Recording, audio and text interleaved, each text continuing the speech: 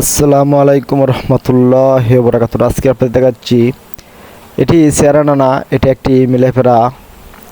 এই চাকটি হঠাৎ আমাদের বাড়ির পাশে একটি গাছে উড়ে এসে বসেছিল, কিন্তু কোথায় থেকে এসেছে সেটা অবশ্যই আমি জানি না, কারণ আমাদের এলাকায় এই মিলেফেরার চাষি নাই, শুধু আমরা সেরেনা চাষ করি।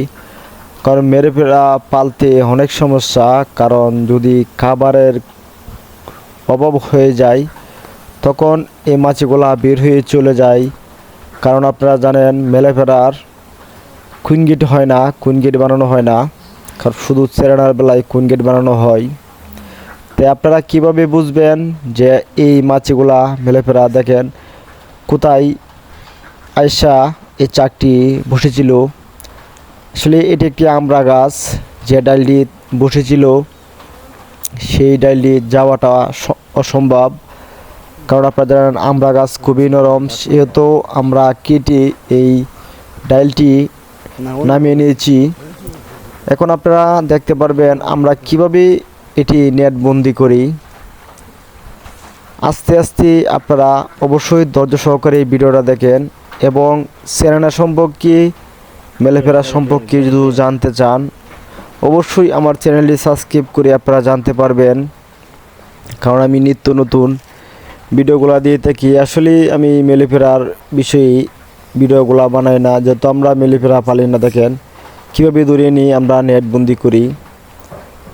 আস্তে আস্তে ছোটো একটি নেট দিয়ে আমরা বড় নেটে মাছগুলা ভরে নিচ্ছি, কারণ সেরেনার বেলা আপনারা জানেন সেরেনার মাছগুলা একসাথে জমাট বাঁধে, কিন্তু যেহেতু এটা মেলেফেরার একটা ভালো পরিমাণের মাছি, সেহেতু আমরা এটা এভাবেই সংগ্রহ করব।